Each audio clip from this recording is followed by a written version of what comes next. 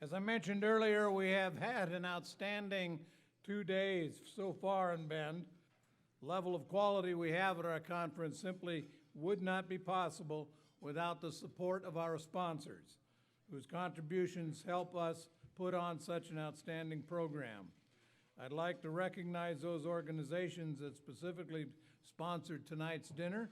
They are National Purchasing Partners, the Oregon Transportation and Growth Management Program, Project Delivery Group, the Energy Trust of Oregon, CenturyLink, and the law firm of Patterson, Buchanan, Phobes, and Leach. Please give them a round of applause.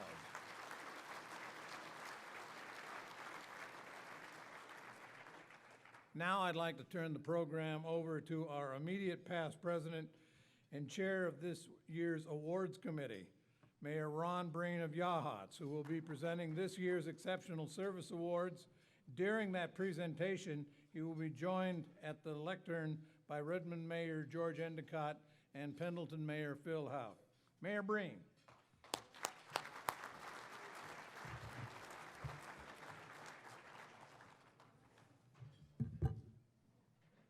Thank you, Mayor Truax. I'd first like to recognize the panel of judges that served with me for the Exceptional Service Awards Committee this year and helped to select the award winners, which is always a challenging task. Those judges include Lori DeReamer, Mayor of Happy Valley, Steve Forrester, Prineville City Manager, Claudine Hundhausen, Bandon City Councilor, Aaron Hinson, Senior Planner from the City of Bend, Tammy Kaufman, Gold Beach Councilor, and Petra Sheets, Coburg City Manager. Would you help me in thanking them for their contributions?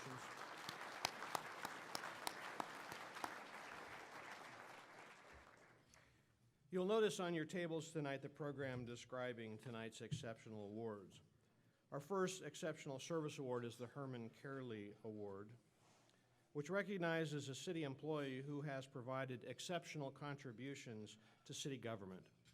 Herman Carley served as both executive director of the League of Oregon Cities and the director of the University of Oregon's former Bureau of Governmental Research and Service from 1933 to 1966. The quality of Oregon city government today is due in large part to the success of the Bureau and the high standards set by its founders. City Administrator Lynette Rivers of Columbia City has been selected to receive this year's Herman Carley Award. Before we bring Lynette up to the stage, let me tell you her story. Lynette began her career in public service working for the city of Rogue River at the age of 17 as a single mother under the Comprehensive Employment and Training Act, or CETA program.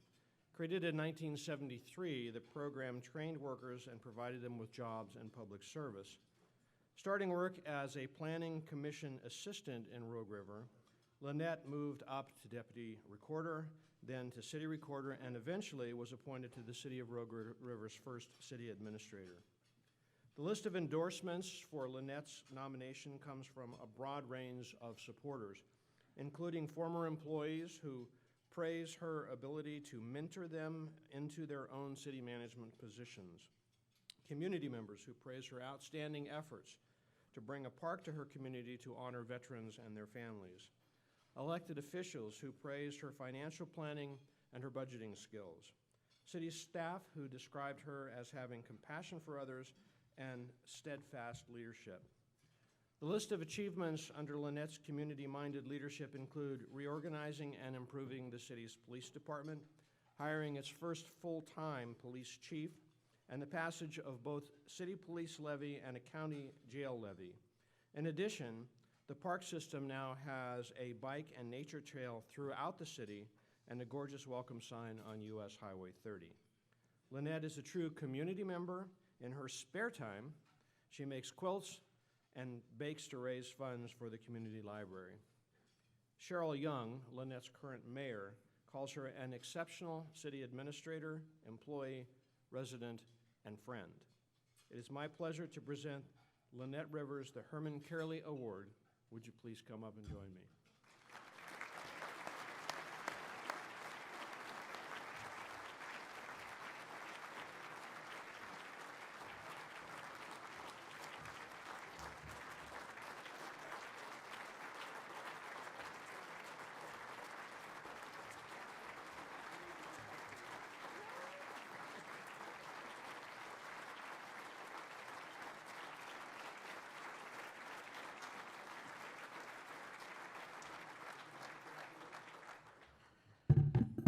You guys are nuts. You've got to be kidding me. Wow. Wow. Thank you. I didn't see this coming, but anyway, thank you. It's been a blast, and thank you. I don't know what else to say.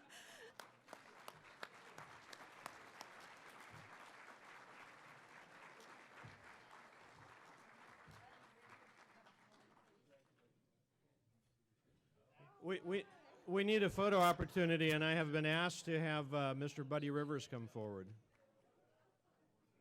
Is he here? Oh my gosh. Where's my dog? What are you doing today? Where are you at?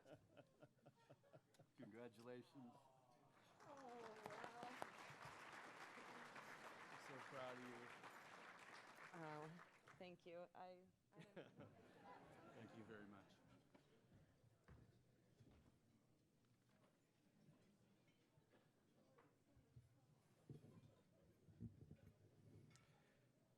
Our final award this evening is the Mark O. Hatfield Statesmanship Award. This award was established in appreciation of U.S. Senator Mark Hatfield for his career in public service. It recognizes lifetime achievements of statewide impact by someone well known to the citizens of Oregon. Mark Hatfield began his political career in 1950 as a member of the Oregon legislature, and in 1956 became the state's youngest Secretary of State in Oregon's history at the age of 34. I did the math, that made him 28 when he was in the legislature. He was elected to the U.S. Senate in 1966 and became the longest-serving senator from Oregon in 1993.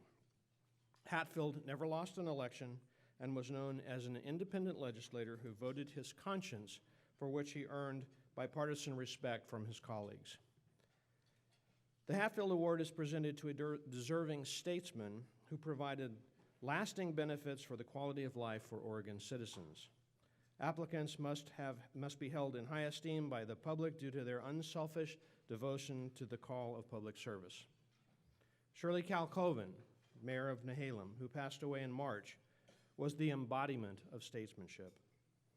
All who came into contact with her, either in a professional or on a personal level, recognized her high regard for the office she held and the respect she showed for everyone she encountered. Mayor Kalkoven was a force in Oregon politics for the past decade. The involvement and influence she exercised has few peers. Be it her role as a major player in the city's organizations or her work in transportation and emergency preparedness, she changed Oregon's policies through her dedication and her perseverance. She devoted her life unselfishly to the betterment of Oregon. Mayor Kalkoven's accomplishments are many. She was one of the very few to serve both as president of the Oregon Mayors Association and president of the League of Oregon Cities. She volunteered as a chairperson for one of the League's policy committees for many years. She provided leadership across the state for transportation issues. She was a tireless advocate for understanding and planning for the Cascadia event and its impacts throughout the state, from the devastation along the coast to the recovery operations staged east of the Cascades. She literally spent years as a volunteer for the communities in which she lived, both as a civic leader and as a school board member. As a mentor, Mayor Kalkoven touched many of us in this room tonight, and I'm one of those. The League and the Oregon Mayors Association are both full of city leaders who sought Shirley's guidance and knowledge on civic issues. This includes new mayors and councilors, seasoned ones, and on many occasions, both presidents of both organizations. In addition, state legislators and agency heads would seek Shirley's input on important questions as they pertain to various governmental issues. Shirley was available to anyone. Many anecdotes from local community members were heard at her memorial service, in which local citizens praised her ability to offer suggestions to any individual, from the governor to the shopkeeper. As an advocate, Mayor Kalkoven was a consistent presence in Salem to speak with the legislators about city needs. She also represented all of Oregon's cities in Washington, D.C. at the National League of Cities Congress of Cities when she was president of our league. One of the direct results of Shirley's advocacy on transportation-related issues was the formation of the Lane County Area Commission on Transportation. She strongly urged and supported this move, then assisted the Lane County mayors through the adoption and implementation of that commission. And Mayor Kalkoven had style. She approached each person she met with grace and diplomacy. She was willing to pass on her knowledge about how things worked.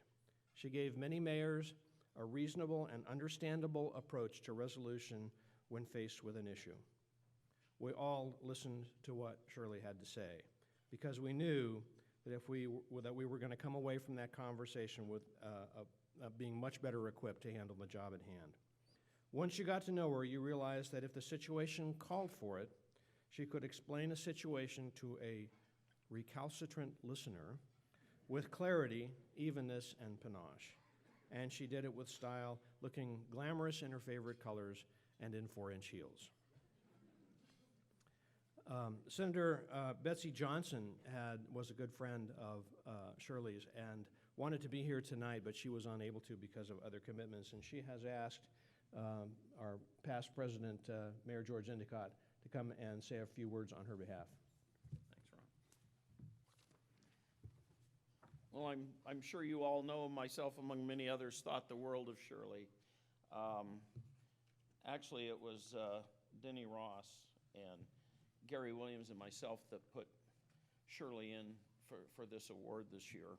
And the four of us were called the Four Musketeers. At any one of the conferences or conventions or meetings, you could find the four of us usually in Gary's room, maybe doing a little bit of imbibing and a little bit of planning on the side.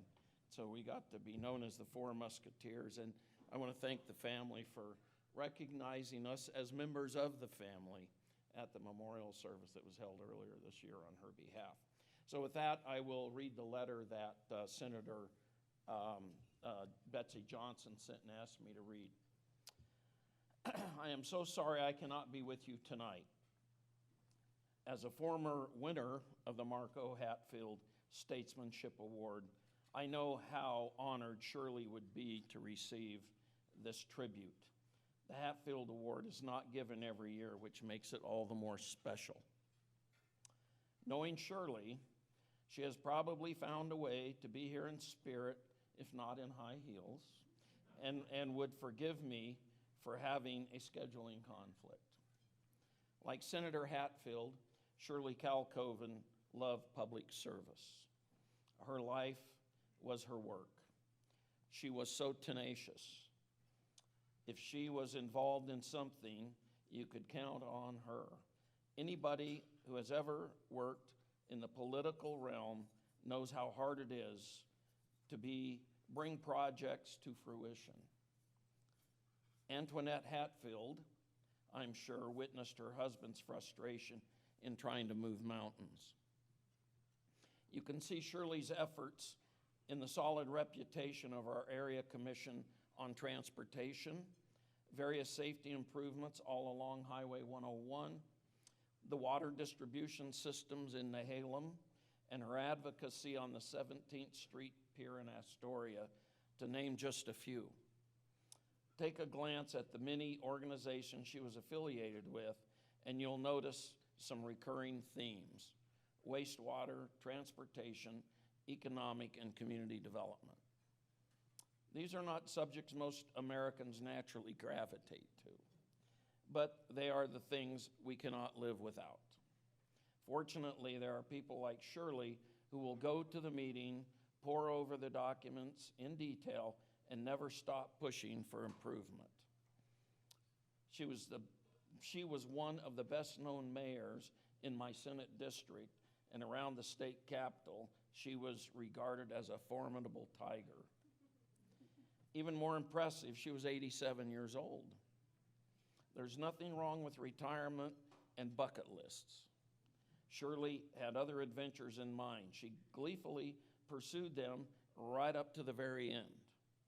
I'm so sorry she's not here tonight to enjoy the simple pleasures of food, drink, and companionship of people she respected and loved.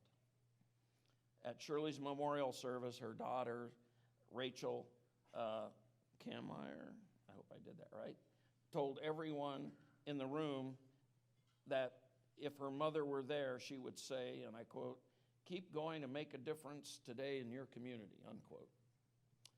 That's what we should all do. Next time you're feeling tired and discouraged, think about Shirley Kalkoven and get going. Thank you for bestowing this honor on our dear Shirley. Thank you.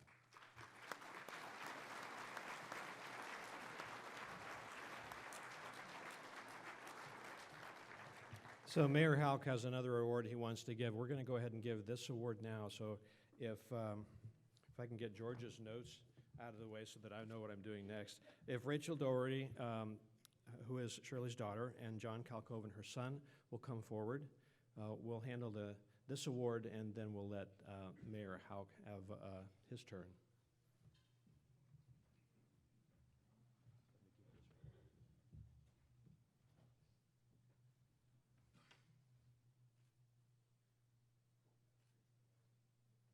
Now, if you please stay here.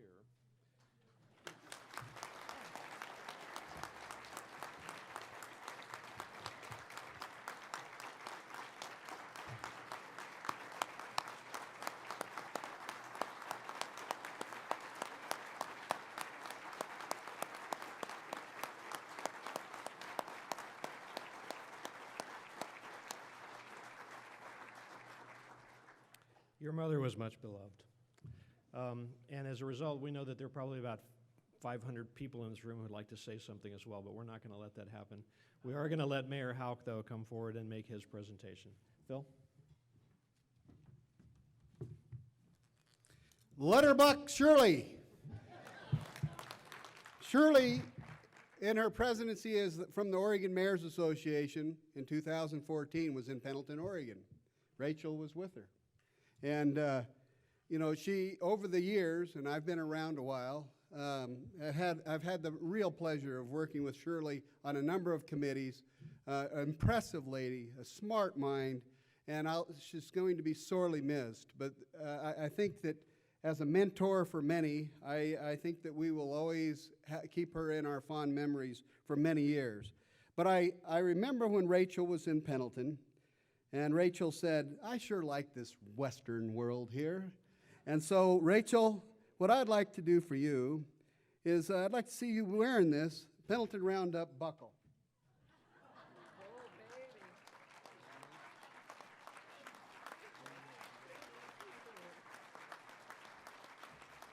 And John,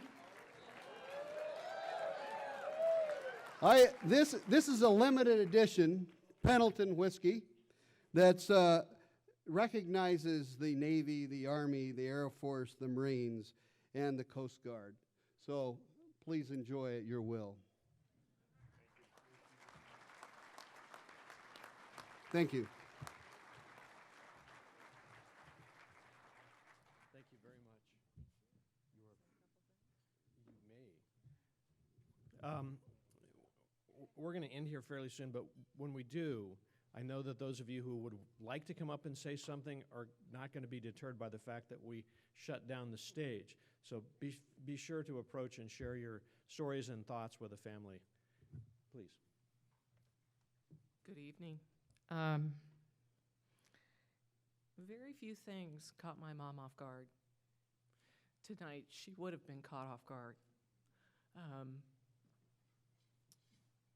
She didn't like to be in the spotlight unless she was at a meeting or doing other things. Other than that, she preferred to be sort of at the back of the stage. You know, I've thought about what if she was here, and I believe that people who pass before us, still can see us. And somewhere, I think she's looking down with a shocked smile, a glass of scotch, and 4-inch stilettos with little orange wings on them. But Mom loved so many people here. You were her family. And she enjoyed and talked about you, and she loved coming to this conference every year, and I was privileged to come with her. Our family is so appreciative of the recognition that you have shown her. It's a little bit overwhelming. It's just been over 6 months since she's been gone. I found myself here just last month at her favorite consignment shop, landing a great score on an orange silk jacket, and before I knew it, I was saying, "Mom, this is it," and she wasn't there. You know, it still feels like she is here. And when I listen to the things that you talk about that she did leave an incredible gift behind, and she wanted people to do that. And she was all about making a difference. And she believed that it didn't matter who you were. If you wanted to, you could do it. So thank you very much.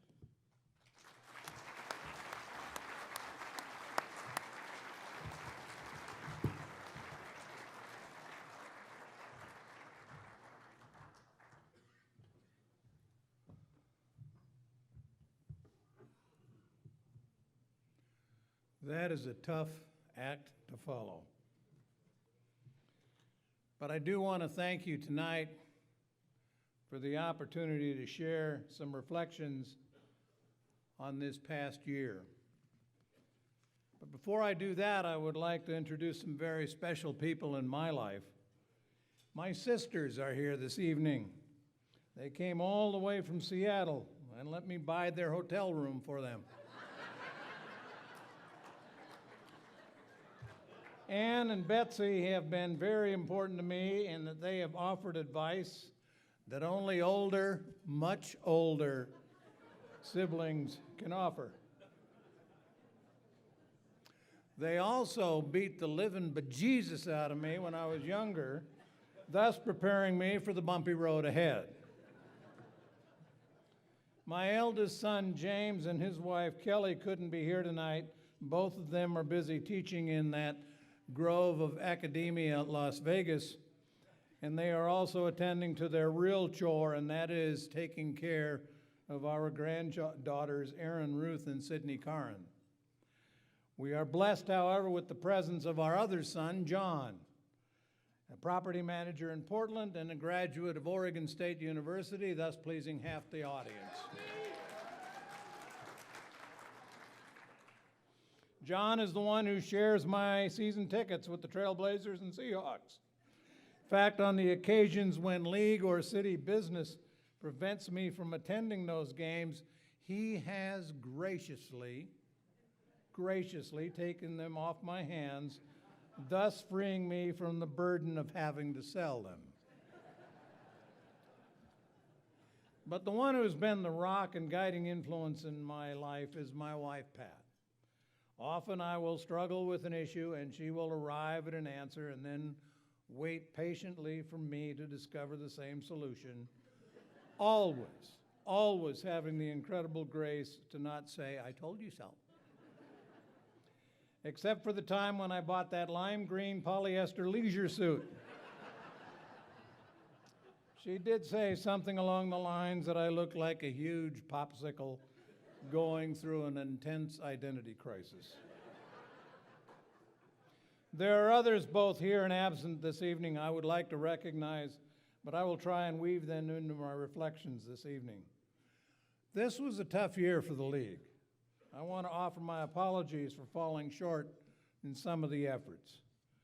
There were some extenuating circumstances. 2 years ago, under the leadership of Redmond Mayor George Endicott, the executive board of your league began regular meetings with the governor. With George's guidance and the continuing guidance of Ron Breen from Yachats, those meetings gave the LOC a cachet with the state executive branch.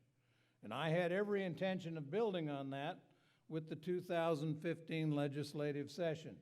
Perhaps there would be great accomplishments. But history has a way of jumping the shark. And John Kitzhaber's resignation, the roadmap changed significantly. Kate Brown has picked up the pieces and fashioned a workable agenda with much promise, but those meetings I spoke of became a casualty of that frenetic year in which many in Salem were busy trying to make sense out of chaos. But rather than dwell on the past, I look for the LOC to rebuild that important relationship.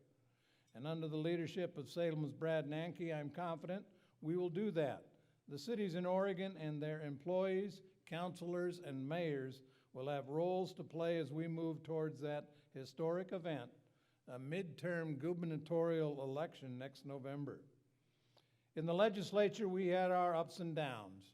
Personally, I had the opportunity to be Peter Courtney's straight man. How many in the room have shared that exhilarating experience? Raise your hands. Roughly the population of Maine. There is no doubt in my mind that he has the best interests of Oregon at heart when he works his work in Salem. I've also had the privilege of conversing meaningfully with the Senate Minority Leader, Ted Ferrioli. We may not see eye to eye, but I'm okay with the good senator in that he is doing what he honestly thinks is best for his constituents.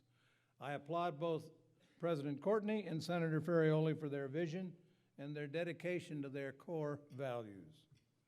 My conversations with those two gentlemen were in Salem at the LOC City Hall Day, which was an outstanding success because many of you here tonight were there on that day. We also had the opportunity to meet with Governor Brown in one of her first appearances as governor. That was our afternoon reception, part of the overall activity, which was co-chaired by previously introduced President of the Oregon Mayors Association, Mayor Burge of Scappoose. I've appreciated his counsel this year, so much so that I won't mention that he hired away Forest Grove City Manager Mike Sykes. It's only been a year, and I don't have a problem with that at all.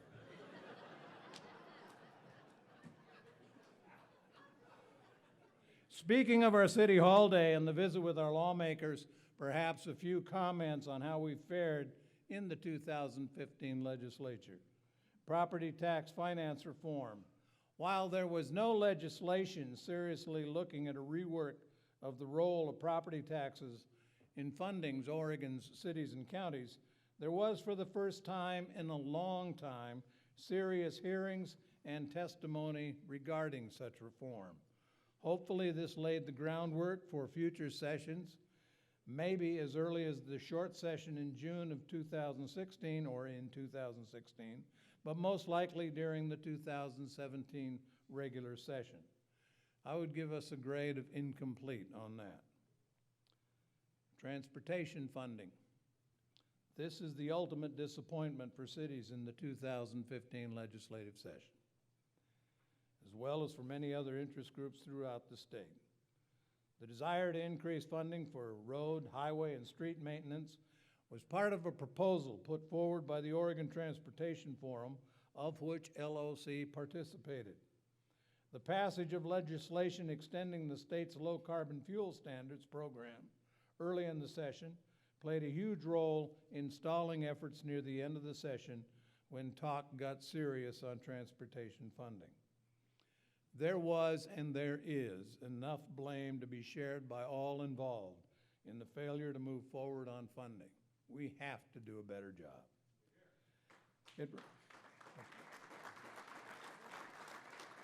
That also reminded me a lot of the federal failure in the same area of reauthorizing the Transportation Act and replenishing the Federal Highway Trust Fund. I would give us a grade of F on that. Marijuana legislation. And I'm still reminded that they had the unironic gall to call that a joint committee.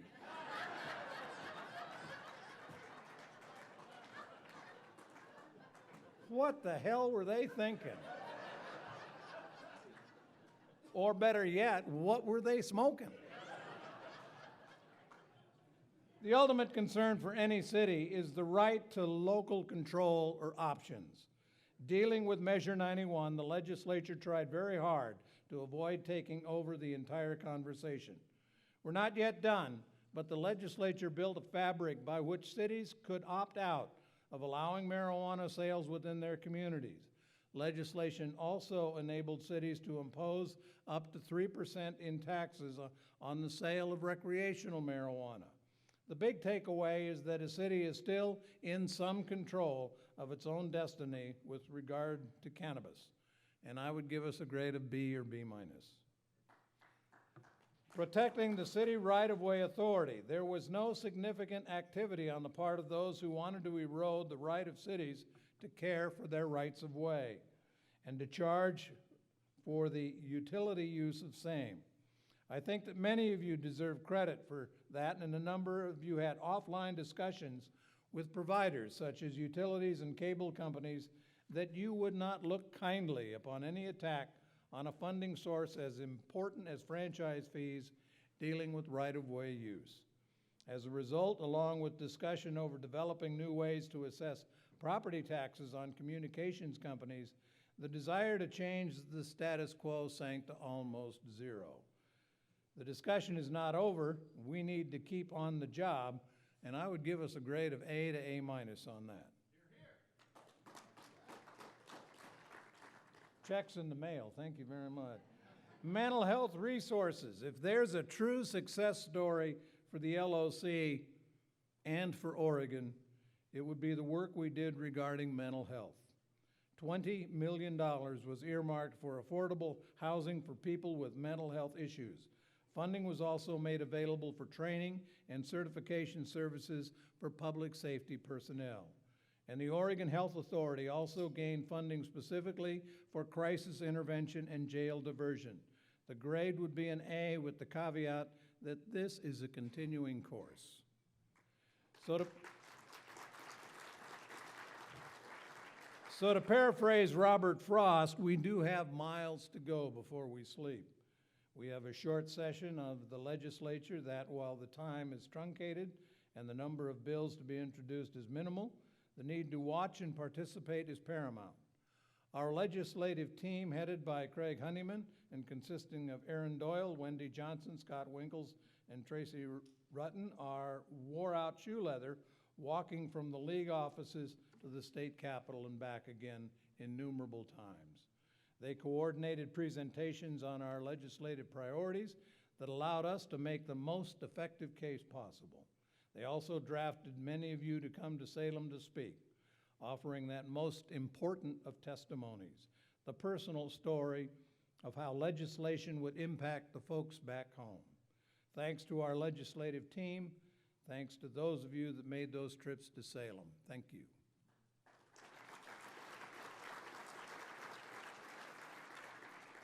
I also had the learning opportunity of a lifetime when I traveled across this state and participated in a series of workshops called Elected Essentials.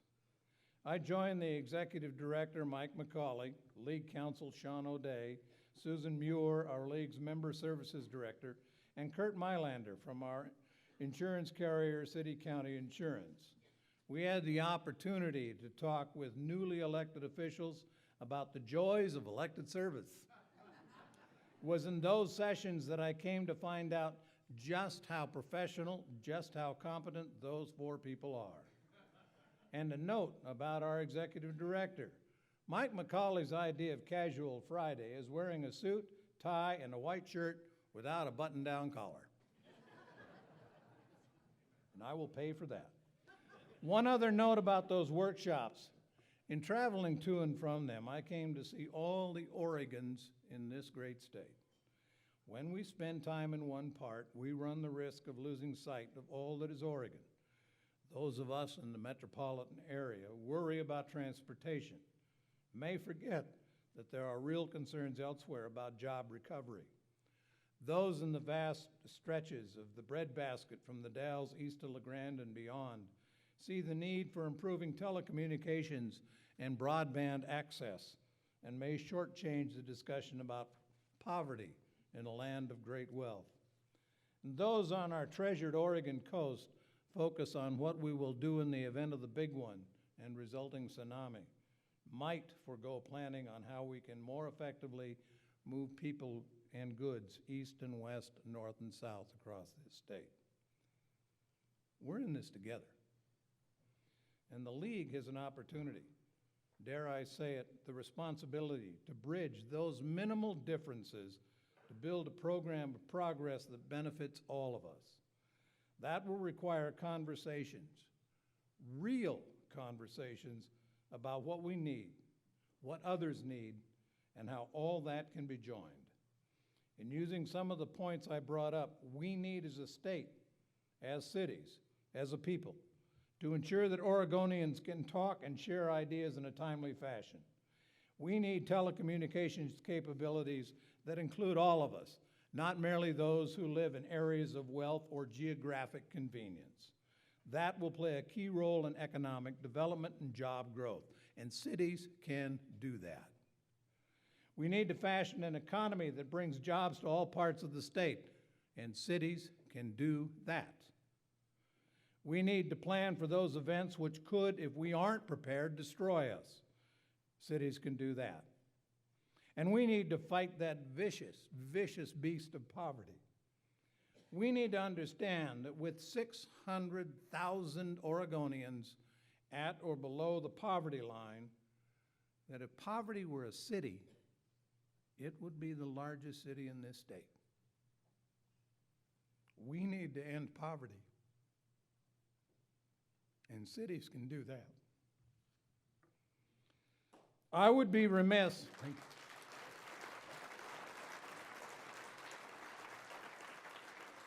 I would be remiss if I didn't take time to thank those on the board of directors for your league. I've already mentioned Vice President Nanke and past President Breen. Your treasurer this year has been Beaverton Mayor Denny Doyle.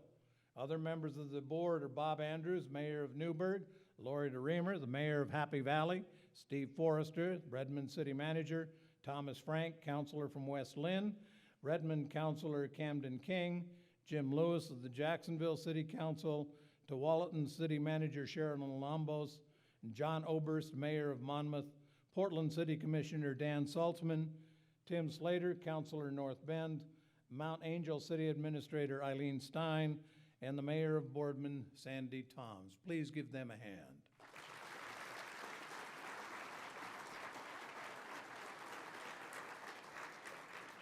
I would also like to recognize the City Council of Forest Grove. Because of my duties with the League and Metro this year, my colleagues had to pick up the slack, and they did so without complaint, or at least complaints I didn't hear.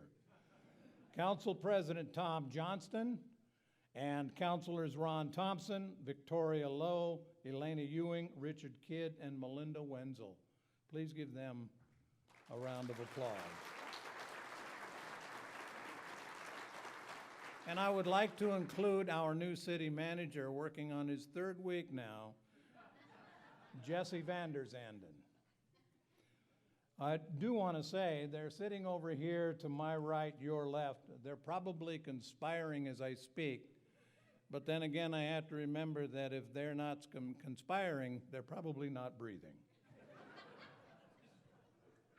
And I will pay for that one also.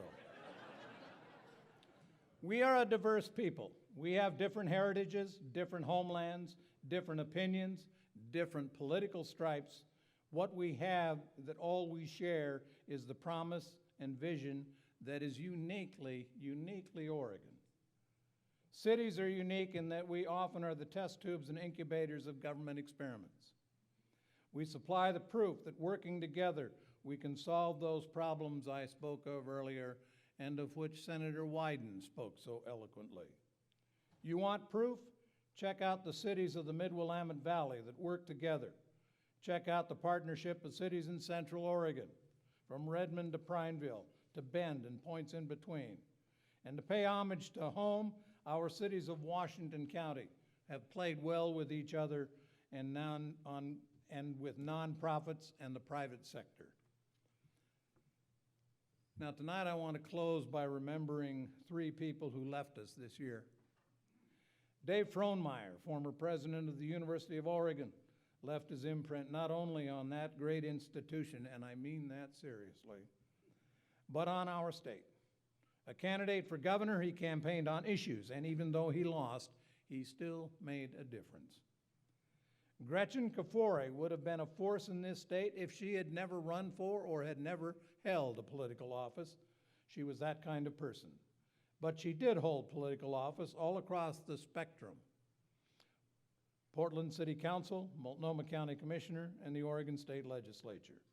Her impact on this state has continued to be felt through her daughter, Deborah, currently the chair of the Multnomah County Commission. And now we come to Shirley. Beaverton School Board member, housewife, mayor of Nehalem. Shirley Kalkoven carved out a record of service second to none. It is to her credit, maybe her fault, that I'm here tonight. She encouraged me to run for treasurer of the LOC, and that election led me to this spot as your president. I found out that a suggestion from Shirley was one you ignored at your own risk.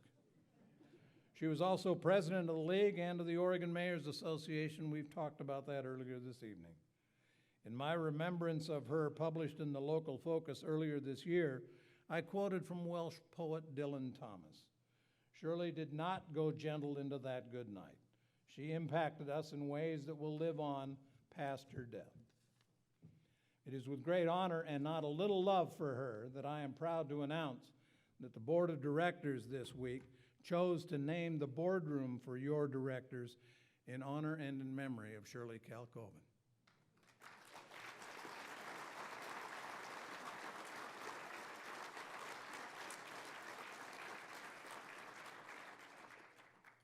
And if you will permit me a few more moments, I would like to remember all three through the words of Stephen Spender. I think continually of those who are truly great, who from the womb remembered the soul's history, through corridors of light where the hours are suns, endless in singing, whose lovely ambition was that their lips, still touched with fire, should tell of the Spirit clothed from head to foot in song. And then to the third and final stanza. Near the snow, near the sun, in the highest fields, see how these names are fated by the waving grass, and by the streamers of white cloud, and whispers of wind in the listening sky. The names of those who in their lives fought for life, who wore at their hearts the fire's center. Born of the sun, they traveled a short while towards the sun and left the vivid air signed with their honor. I again thank you all for sitting through my wandering reminiscences tonight. As your president, it was challenging, exciting, and educational. What it was not was boring. Thank you all.